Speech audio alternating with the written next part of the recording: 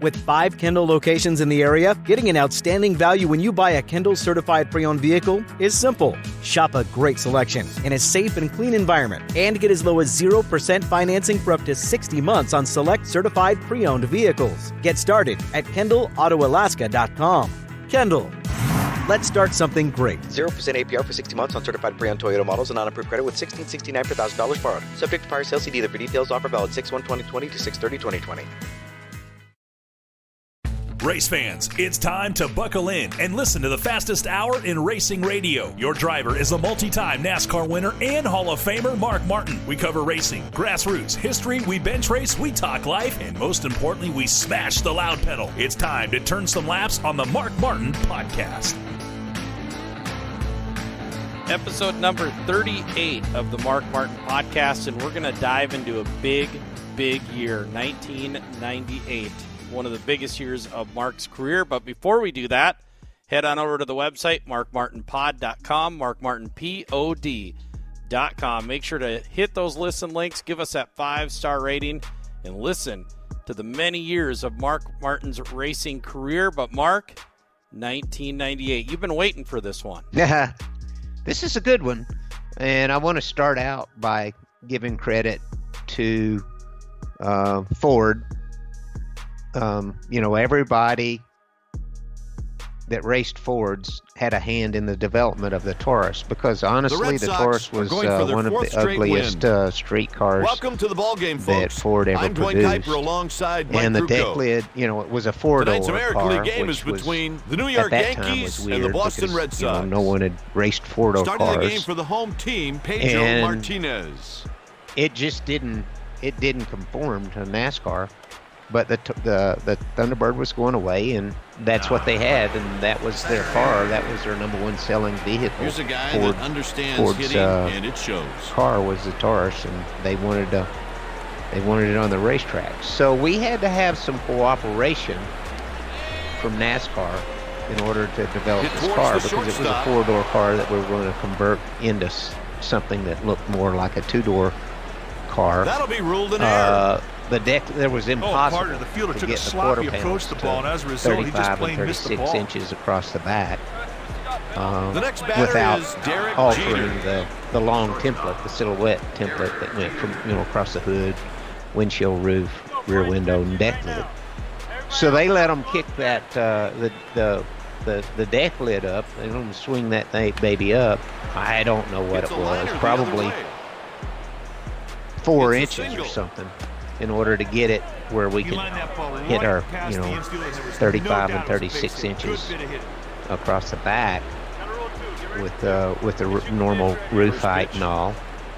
No balls And one strike. so that was a major. That was be able major. to induce a ground ball to start too. Otherwise the car would have been unusable, unraceable. So we started out. So they made some great downforce with this car. It was very round, A 3-pitch and looked like it was smaller in the greenhouse area than the Thunderbird. And so they made some awesome downforce. So we put a car out on the racetrack, went to Daytona, which we didn't expect to be particularly good at Daytona. Martinez deals But we went to Daytona, and of course we had our typical World Center of Pain by starting 15th and finishing 38th, and I don't remember what happened, but something always went wrong in there.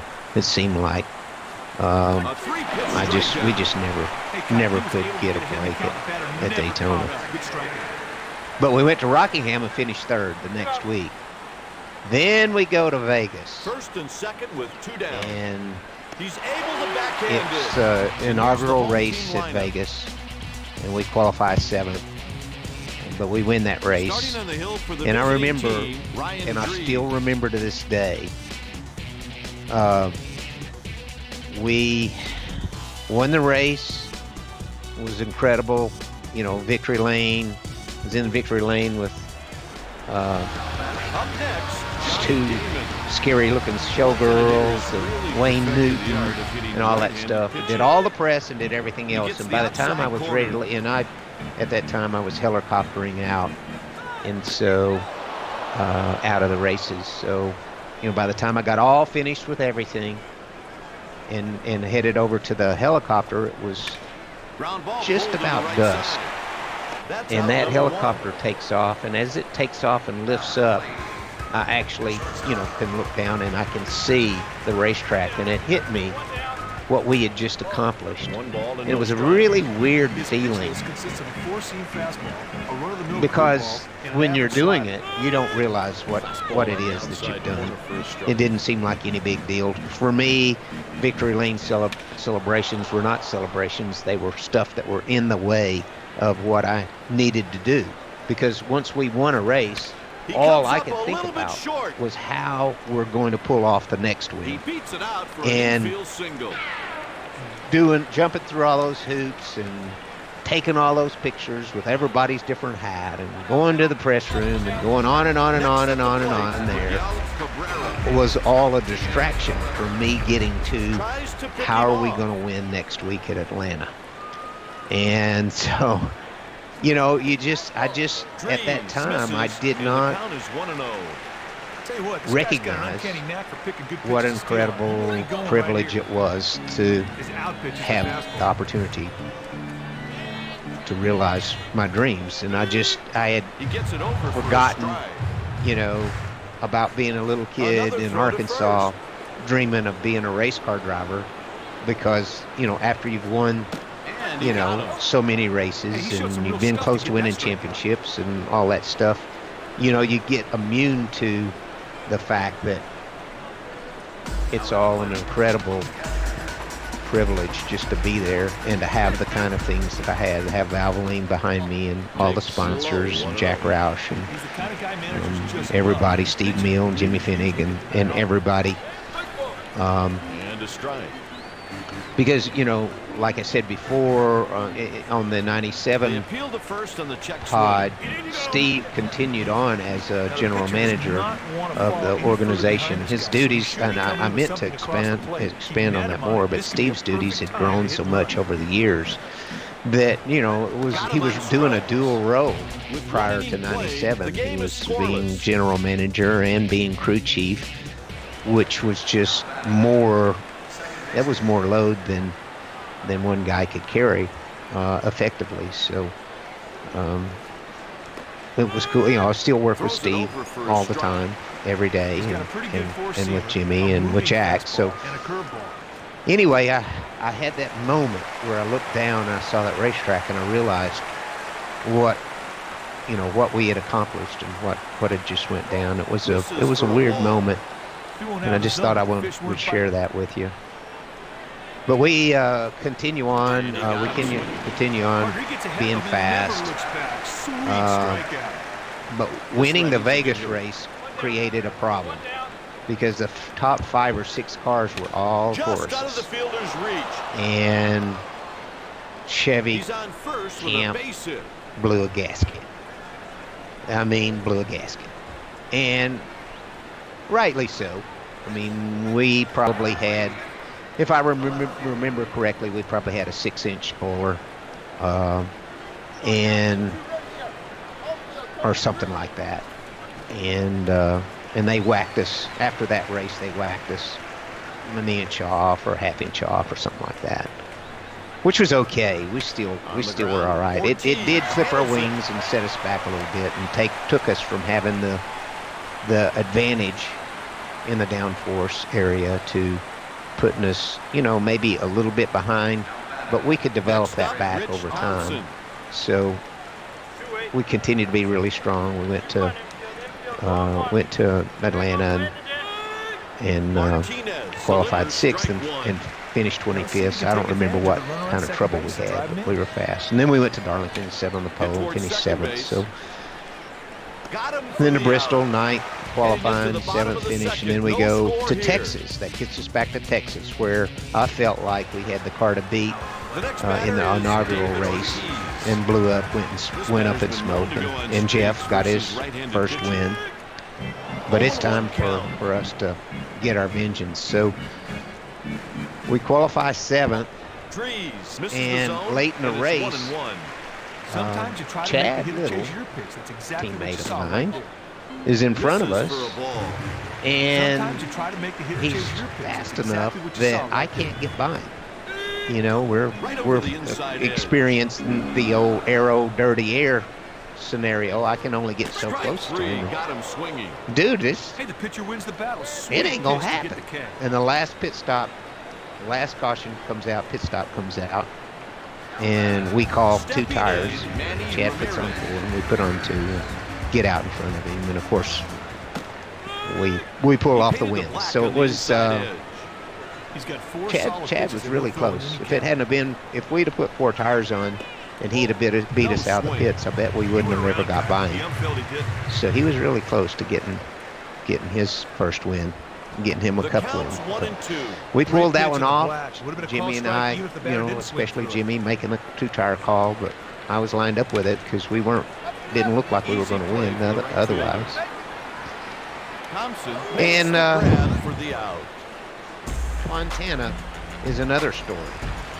And I believe 97 might have been the first year for Fontana. Misses, and the count is 1-0. We're leading the race He was hoping the batter would and go going to first win and the pitch out of the race. zone. Jeff Gordon's right behind us in Misses 97. outside. This And pitcher has 1 dominant pitch. with 3 laps to go, we ain't going to make it on gas.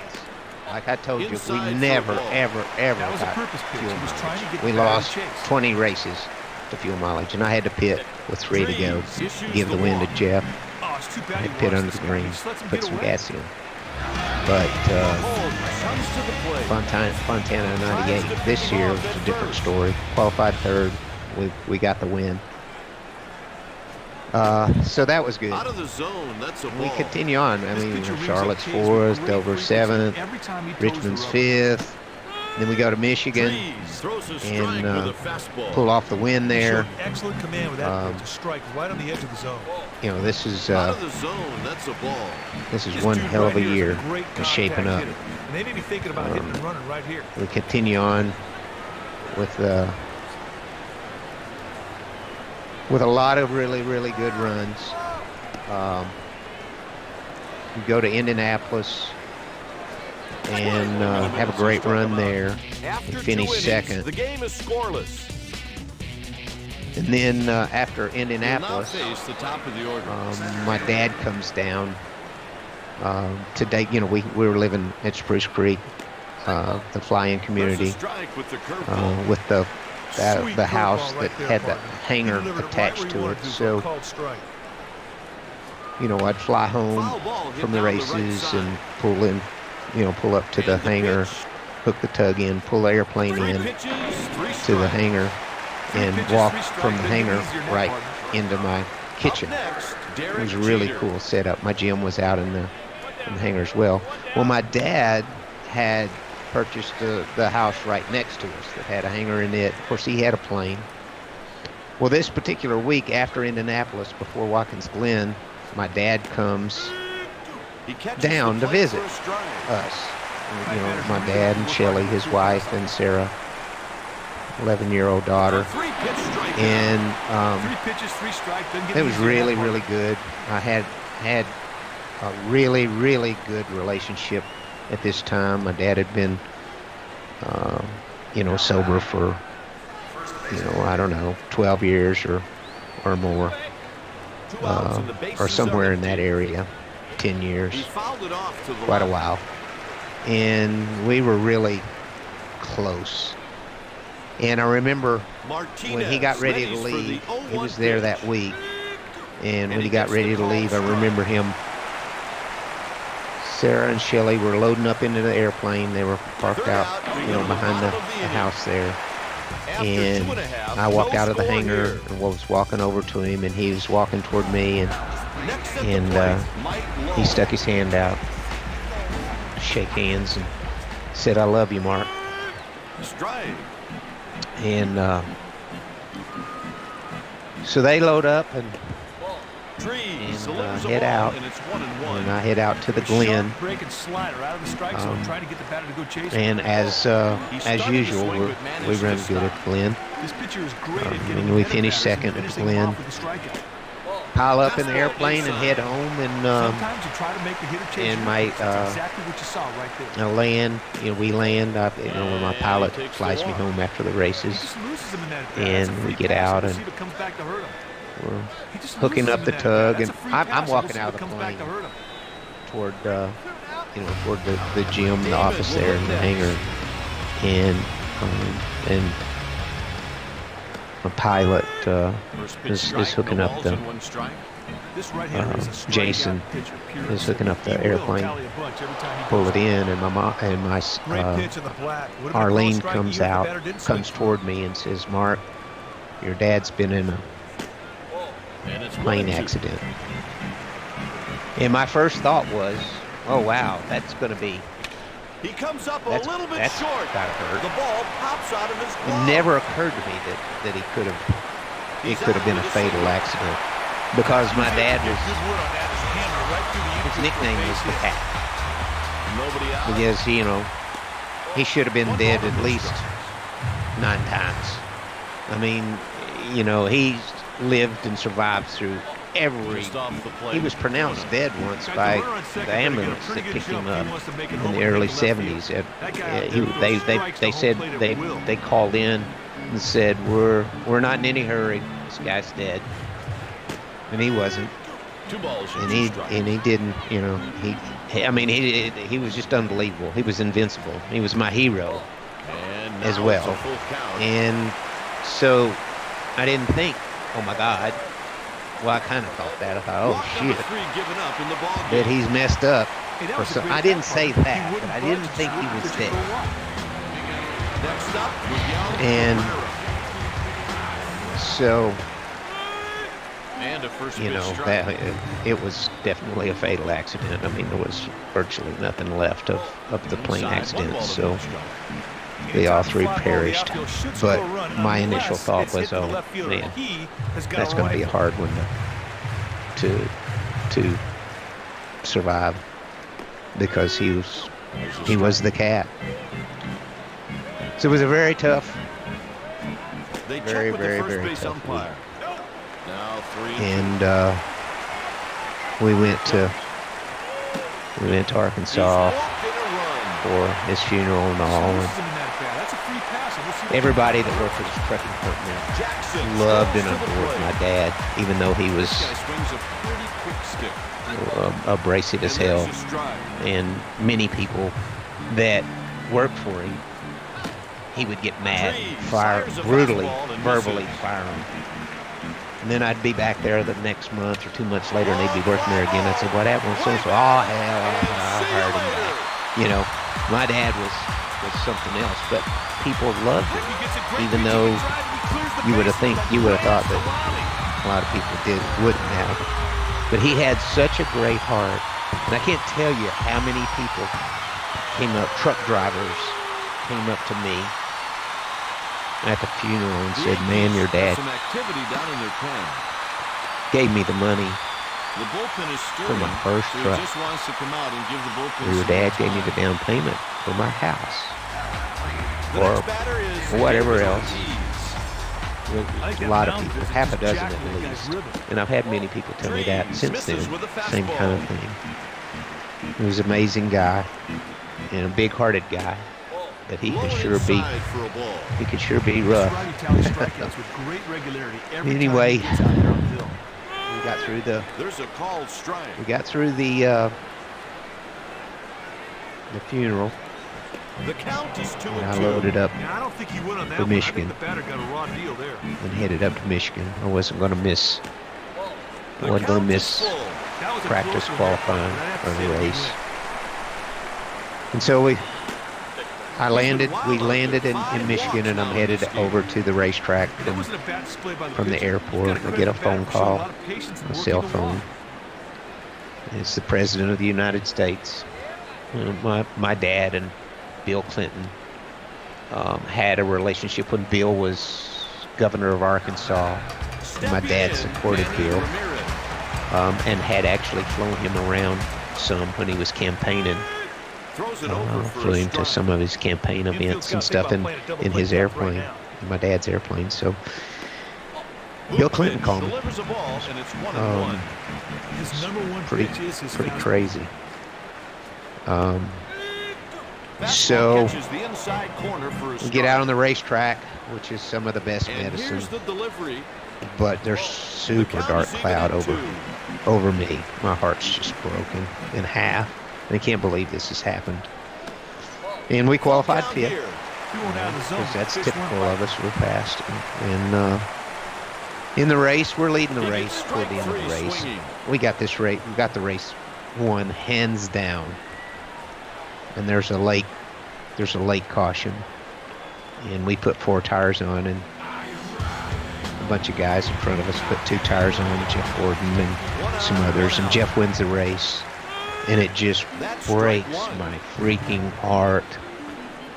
I was already in bad shape and pretty fragile. Really wanted to win the race and dedicate it to my dad and Shelly and Sarah. And it was just devastating because, we had them covered and had it in a bag and a few laps to go.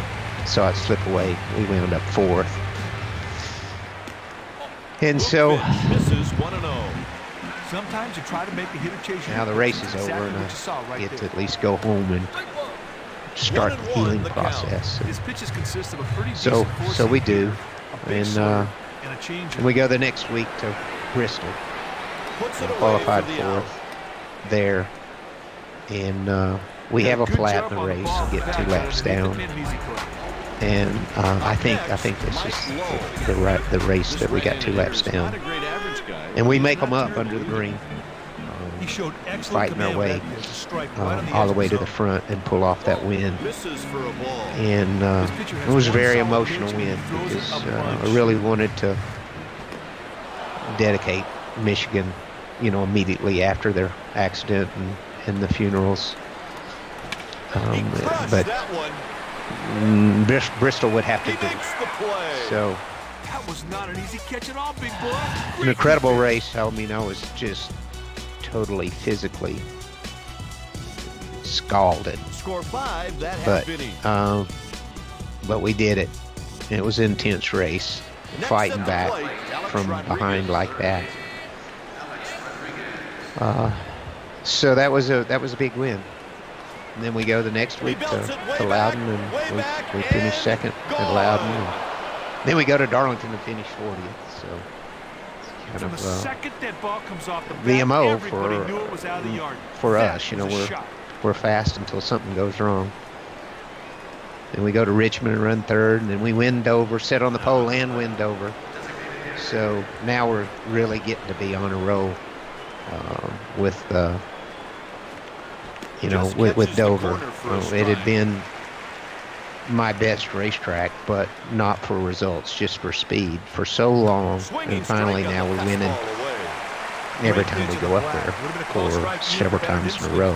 So that was pretty cool. Even Martinsville, one of the racetracks I thoroughly did not like. We finished 3rd. And then we go to Charlotte and we win again. So we wound up this season with incredible. 2-2 count. We won the Bud Shootout to start the season off. We win 7 points races, and 3-2. We're it is by far. Just 2nd, 3rd, 4th, 2nd, 3rd, 2nd. Just top 5 of them to death. I don't remember what the total was, but it seems to me like we finished in the top 5 20-some times. And that may not be correct, but it seemed like it was 23 times. It was amazing. But still yet, we won 7-point races. And I believe we won the and the All-Star race. as well. Maybe we didn't win. Maybe this wasn't the year that we won the Bud Shootout. But this is the year that I got the All-Star win, which was pretty cool because we're running third with 2 laps to go, and coming off of going into 3, I get under Bobby Labonte for second, and coming off of 4, I clear Bobby for second place, and Jeff Gordon at the start-finish line. Jeff Gordon pulls over to the inside and runs out of gas. So it's a big surprise, but we won the All-Star race as well. So that was really, really cool. So we do all that, but we're not even close to winning the championship. Jeff Gordon wins 13 races and 2 outs and 1 demolishes him in the points. So we finished second.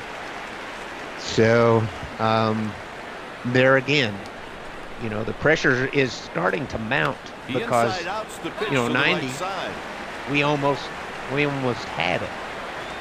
And you put together a season like 98 where you win 7 races and Jeff Gordon wins 13. And so between Jeff Gordon and I, we win 20 of the 36 races. It's pretty incredible. But that's kind of a summary of 1998. After 3.5, the score Heartbreak is 5-1. and triumph.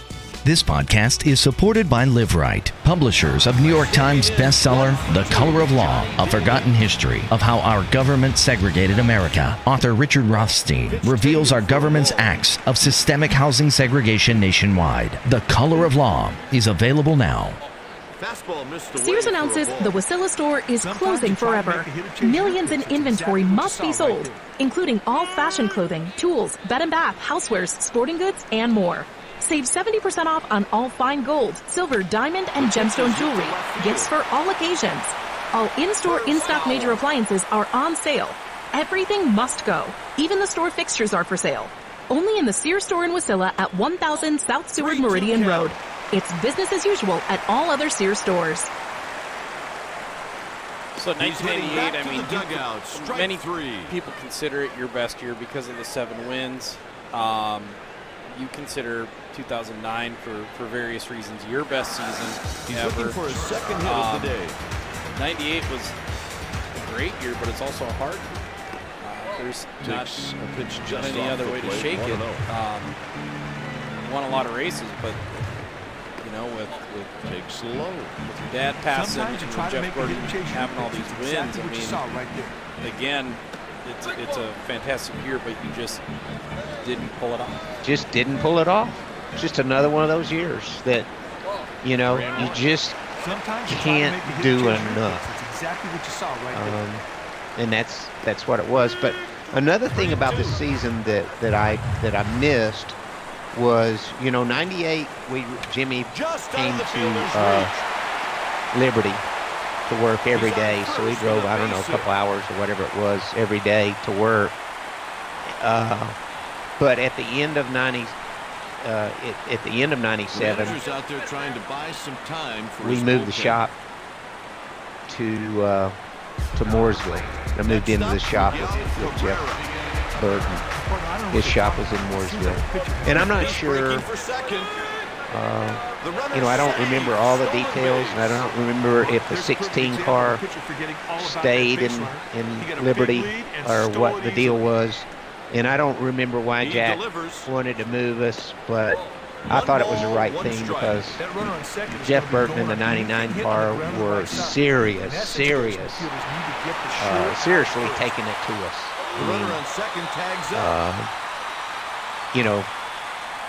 They were showing us some stuff, and I was learning some stuff from their program.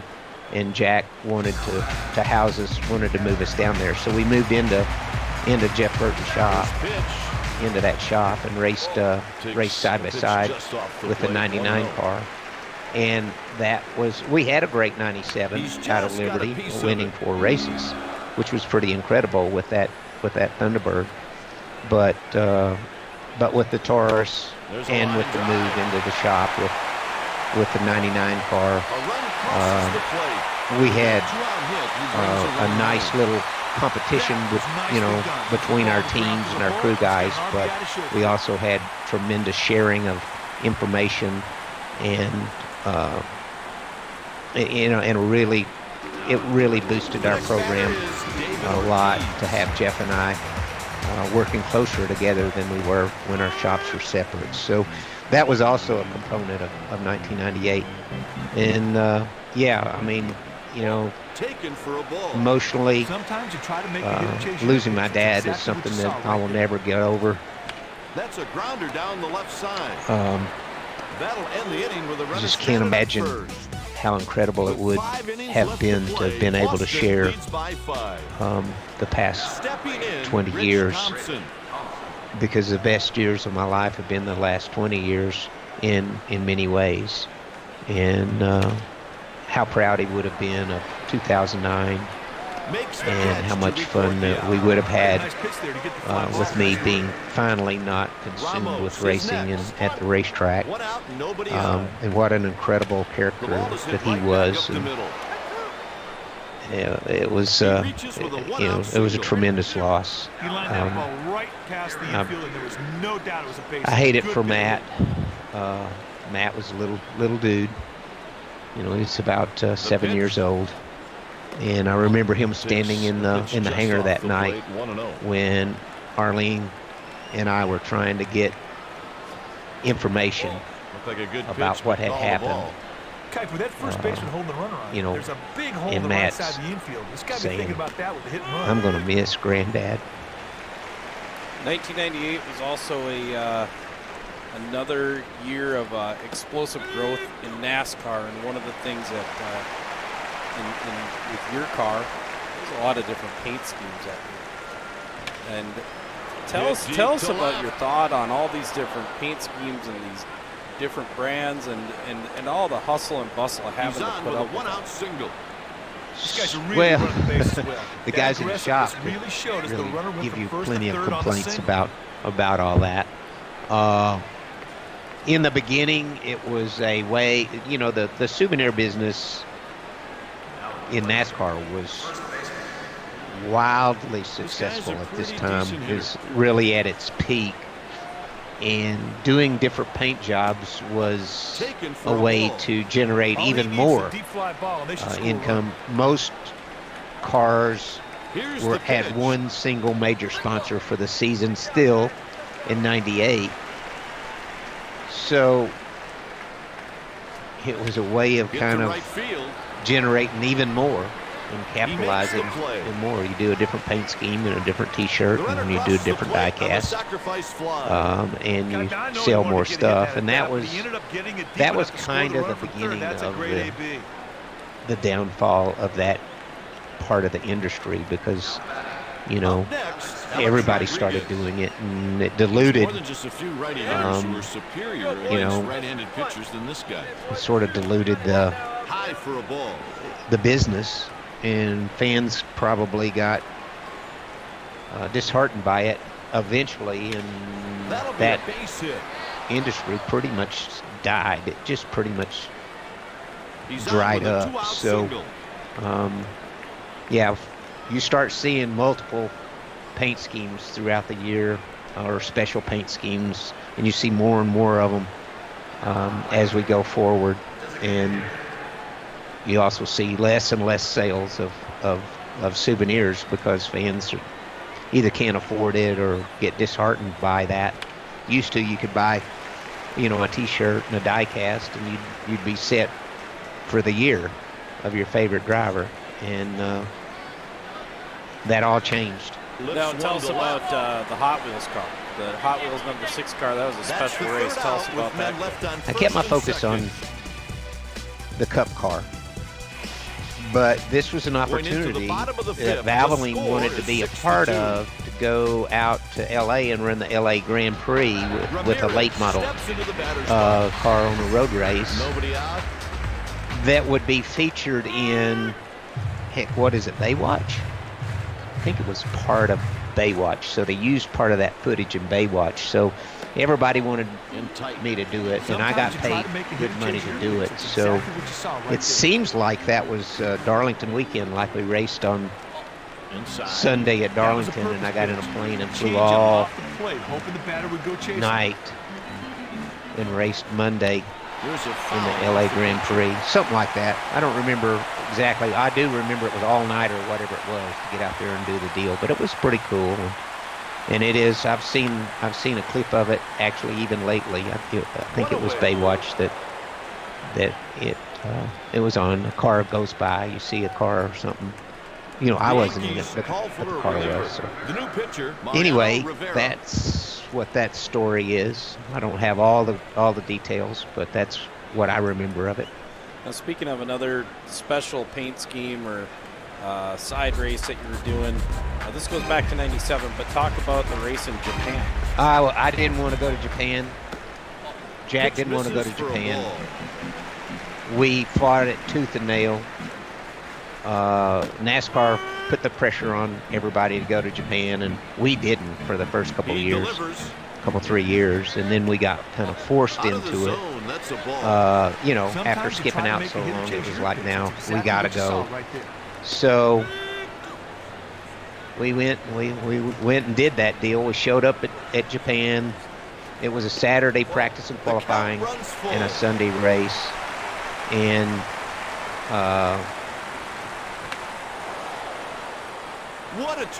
Saturday morning, I go to the racetrack. It's raining. It rains all day. So we practiced in the rain. I'd never been there, of course, Suzuka.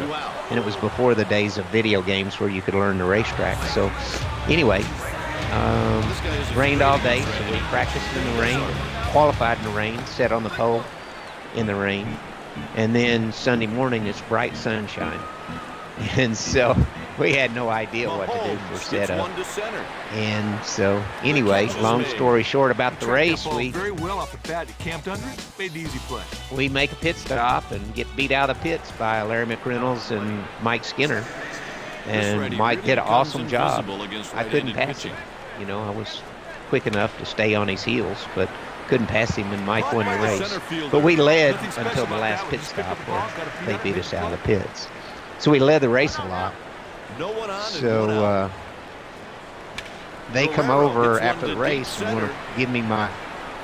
It paid money to lead the laps, lap leading money. So they wanted to give me cash. Of course, it was yen, whatever, Japanese yen, I guess. It was yen. So I'm like, count it up, and I'm thinking this. I count it up, and it's like 60 grand. 1-1 count. Like, holy cow. We got some jack. So anyway, I bring it home, and I give it, of course, I give it to Roush Racing, you know, because they collect all the purse money and then divide it out. They get paid back. So we get paid what I get paid. And I had messed up on the decimal point. It was 6 grand, not 60 grand. So I thought, man, I was bringing home, you know, this big, huge pile of money. I didn't declare it, you know, because I didn't want to. I didn't know. It seemed like it was cash. I didn't know. I thought we might not have to pay tax, so I didn't know. So anyway, brought it home. But then I discovered that I missed it by a decimal point, and when I was doing my math on it. So that's the story about Japan. What was the travel like over there? I mean, long, tedious. Did you enjoy your time at least? No, I didn't want to go. I hated every minute of it. I would have rather been horsewhipped than go do that. I was not interested in going. Didn't want to go. Hated it. It was after the season, man. You do 38 races and everything that you do and all the testing and all the personal appearances and all the sponsor deals and all that stuff. And all you want to do is have a damn day off. And you got to go all the way to frickin' Japan. That one's out to right. I hated it. I went there, of course, they bussed us from the airport to the racetrack. Right, the racetrack was right on, it was right at amusement park thing. There's hotels there. So I stayed in the hotel and walked from the hotel to the racetrack on Saturday. And I thought, after practice was over and everything, and it was raining, I thought, well, heck, I'll catch this bus back to the hotel. So I get in the bus, and it goes 3 or 4 different places, winds up out in the middle of nowhere. And I'm the last person left on the bus, and the guy don't speak English. And I'm like, I'm screwed. I don't even know where I can't communicate. But his next stop was back to our hotel. So anyway, no, I would have rather been horsewhipped than to go do that. But we did it and checked it off the list. We had to. We had to do it to satisfy NASCAR.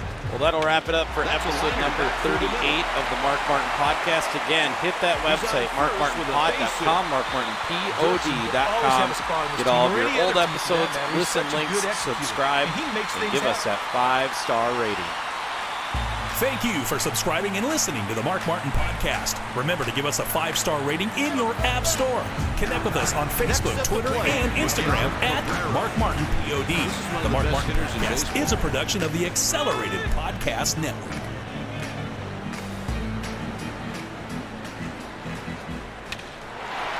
Lines one the other way. He's rounding third. Sears announces the Wasilla store is closing forever. Millions in inventory must be sold, including all fashion clothing, tools, bed and bath, housewares, sporting goods, and more. Save 70% off on all fine gold, silver, diamond, and gemstone jewelry. Gifts for all occasions. All in-store, in-stock major appliances are on sale. Everything must go. Even the store fixtures are for sale. Only in the Sears store in Wasilla at 1000 South Seward Meridian Road. It's business as usual at all other Sears stores. Race fans, it's time to buckle in and listen to the fastest hour in racing radio. Your driver is a multi-time NASCAR winner and Hall of Famer Mark Martin. We cover racing, grassroots, history, we bench race, we talk life, and most importantly, we smash the loud pedal. It's time to turn some laps on the Mark Martin Podcast. Episode number 37 of the Mark Martin Podcast, and we're going to get into the year 1997. But before we do that, make sure to hit the website, markmartinpod.com, markmartinpod.com.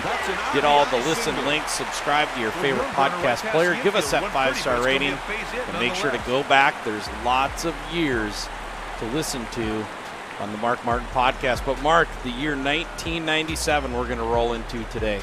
Yeah, this is kind of an important year. Kind of setting it up.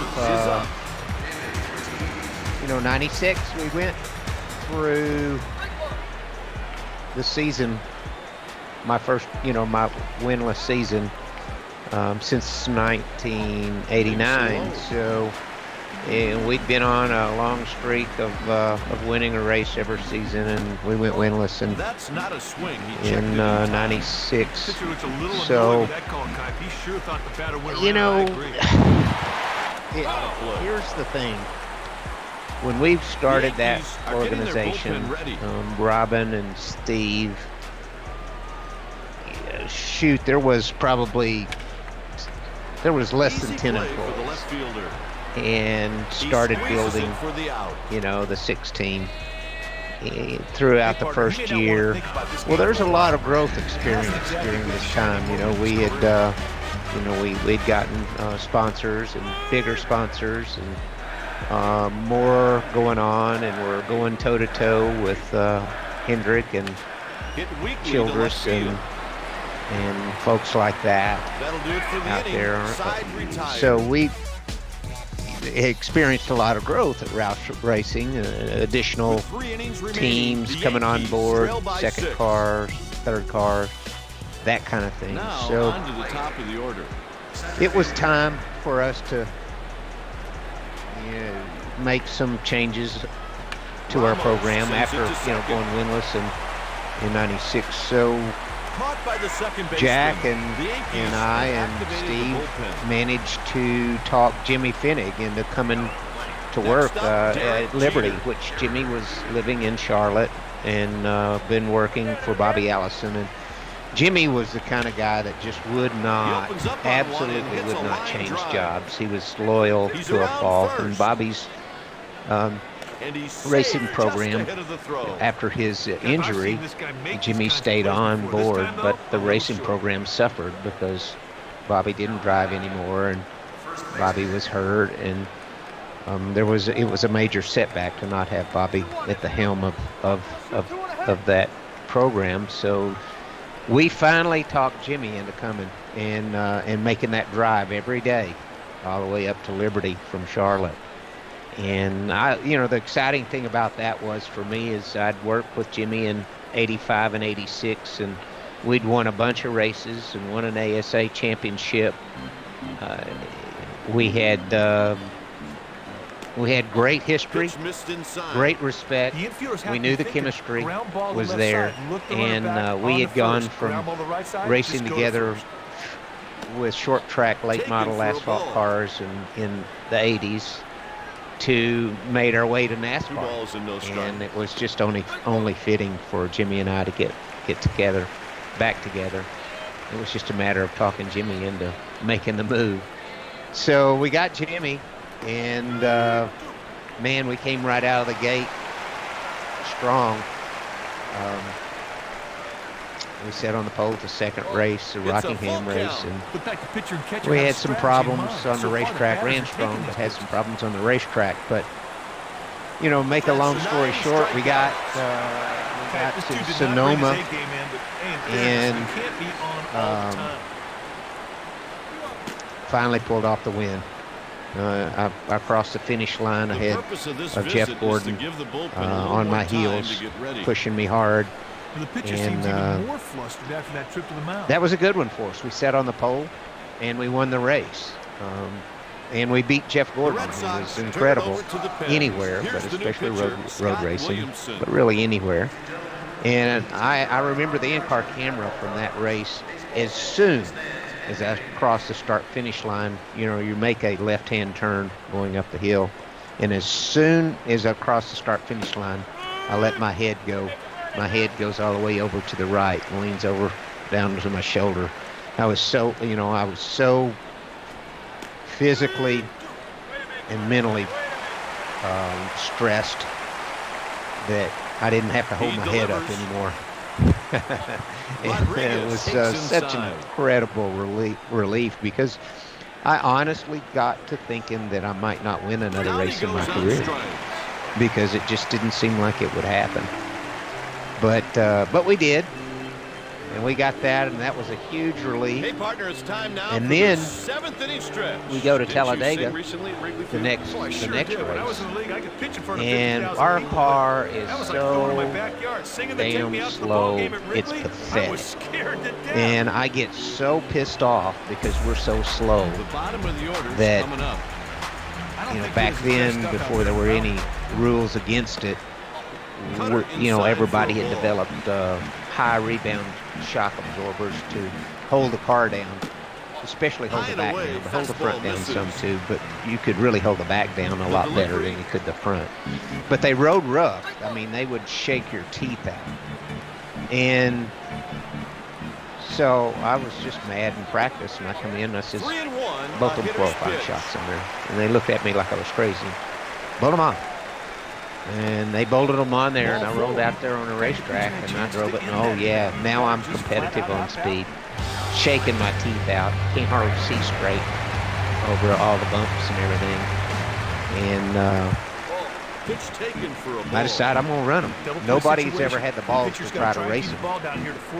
I raced a mild set of those at Daytona in the Bud Shootout, but they were a lot milder than these full-blown qualifiers. And so we did it, and that happened to be a caution-free race. We averaged 188 miles and change an hour, including pit stops and everything. So it's that's the fastest fastest race ever, NASCAR race, 188 and change, I think it is. And we pulled off the win. That thing beat me to death, but I didn't care. And people could see it during the race. They figured out that those crazy SOBs on the 6 car running those qualifying shocks, but it was too late for them. It really made a big difference for the car. It picked up the speed when you ran by yourself, but when you put a car behind it, it really picked up the speed, and it was because the back of the car was lower, so when the car behind it picked up the air and didn't let the air fall down on the rear spoiler, it made more difference then than it did when the spoiler was up higher. So we did have quarter panel height rules.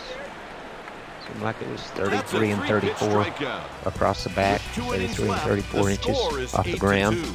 But it made, Today's game is brought to you by EA Sports. But on the racetrack, when the shocks were working, it wouldn't let the car come back up. And of course, when we come back in, or you'd slow down, the back of the car would come back up to inspection height. So I was really proud of that win, because that win, well, we won the Busch race as well with those shocks, because I put them on the Busch car too, because it wasn't fast enough either. And so we won the Busch race, and then we won the Cup race, because I think some people recognize that we ran them in the Busch race, but not everybody. And nobody had the balls to run them on a Cup car, because you shouldn't have been able to drive the car. But they handled okay. They did probably extra damage to my back. A year and a half later, I went ahead and had the back surgery and had the fusion on my back, but I was still struggling with the back problems during that time. I just finally gave in and had the surgery done. But we continued after that, so we won 2 races in a row, and we backed that up with a 3rd place at Charlotte, and a 2nd at Dover, and a 4th at Pocono, and a 3rd at Michigan. So we were strong. We were getting it done. Really great team. Great group of guys. The 6 car always seemed like it was a revolving door for workers. It didn't seem like we managed to keep the same guys on that car for too many years. And a lot of times what would happen would be, if they were really good, they would get promoted to the 16 car, one of the other cars. A lot of times in this instance, the 16, which was shot in the shop with us, would get one of our good guys and have them promoted up. Like just a mechanic would get to be car chief, or something like that. So Charles Jr. unleashes the monster. It's not like anything you've ever seen before. It's bigger, beefier, baconier, and cheesier. With 2 1/3-pound Angus beef patties, 4 strips of crispy bacon, and triple cheese, the only way to stop it is to eat it. Get ready to face the new Monster Angus Thick Burger from Carl's Jr. Feed your happy. Limited time only at participating Carl's Jr. restaurants. Price and participation may vary. The NBA 2K League's second tournament of the season, The Turn, powered by AT&T, is all about the archetype bands. The best NBA 2K players in the world will battle in a single elimination competition where certain skills are crossed out. With $260,000 up for grabs, they'll need to figure it out or get knocked out. They can't guard me. The Turn, powered by AT&T. Wednesday through Saturday on ESPN2, the ESPN app, Twitch, and YouTube. Go to NBA2KLeague.com for full schedule. This particular group and this particular year was a real breath of fresh air for us. We went on up to Michigan and qualified second and won that race. And we went to Dover and sat on the pole and won there. And it was about time we started winning at Dover, because it was my favorite racetrack. I was obscenely fast there all the time, but we blew right front tires out there constantly. It was asphalt back then. The Yankees are going to the bench. Back in the early years, and tires just didn't hold up there. And so we blew a lot of right fronts up, and finally we took that low snout up there, and it was it always ran the right rear hot, so it blew the right rear out then. So we finally put it all together at Dover. A pitching change will be made. So this was a good year. I mean, it was a good year. We had a lot of poor finishes. We had a 30th at the other Talladega race. We had a 25th at Richmond. 38 in Texas. See, that was Texas. 97 was the first year that they had to race at Texas. And we won the Busch race the day before, which was the first NASCAR race held there. So we do hold that record. But we also were leading the Cup race. And Jeff Burton had just got ahead of me on the restart to get his lap back. Jeff was a lap down, and he had just got by me to get his lap back, and I went up in smoke, blew up the motor, which was fairly happened fairly often, it seemed like back then. And so I got out of there, got to the airplane, flew home to Daytona Beach. When I got out of the airplane, while the race was going on, when I got out of the airplane, I found out that Jeff had won the race, which was fantastic for Jeff. I was really happy for him. But that's what happened there. We had a 24th at Darlington too. So we had a string of poor finishes based on reliability or accident issues, which kind of prevented us. It was just another one of those years where we consistently ran in the top 6 almost all the time, except when we had disasters, and it seemed like we could never contain the bad days, and so it really got us. But it was really great to be back on track and to be that competitive, be that fast, and pull off the wins that we did.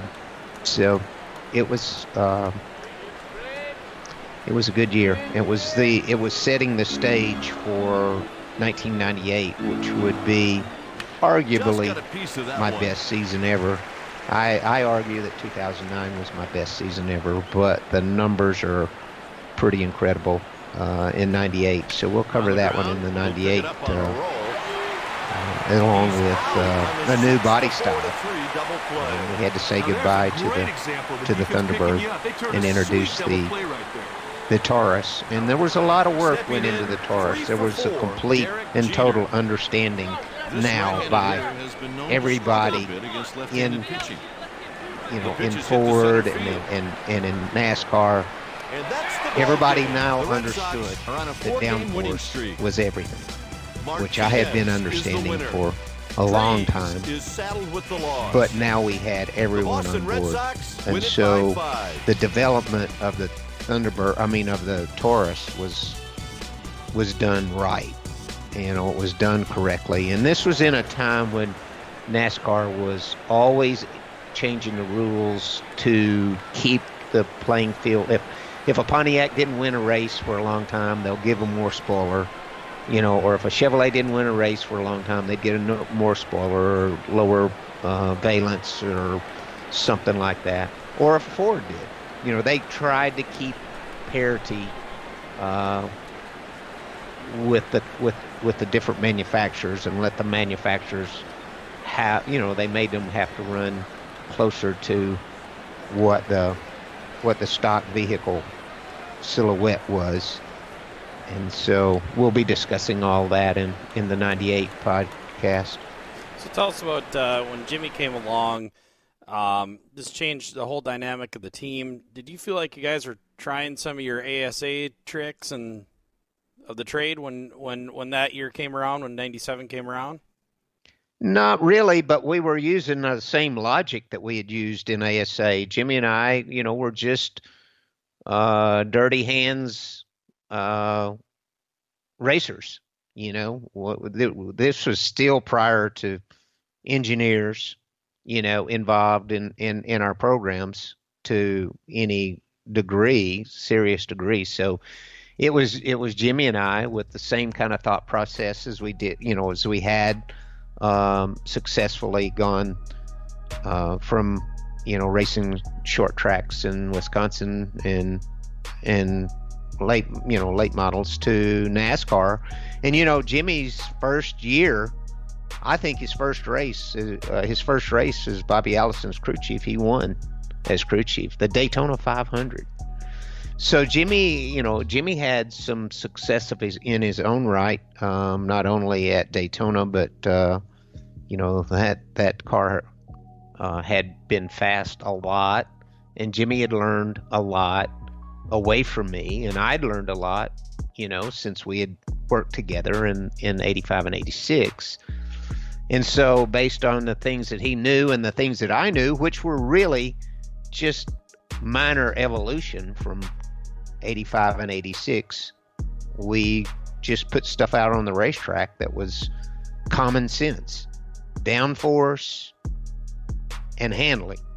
We didn't have any control over what went under the hood, and we didn't pay any attention to that. We paid attention to downforce and suspension and handling tires, and we just we kept our eye on that target.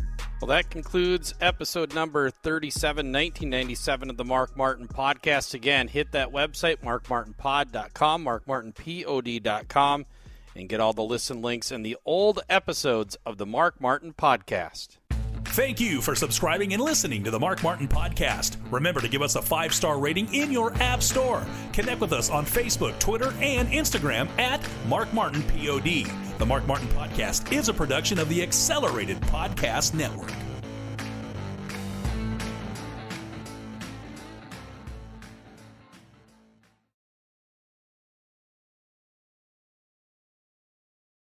Sears announces the Wasilla store is closing forever. Millions in inventory must be sold, including all fashion clothing, tools, bed and bath, housewares, sporting goods, and more. Save 70% off on all fine gold, silver, diamond, and gemstone jewelry. Gifts for all occasions. All in-store, in-stock major appliances are on sale.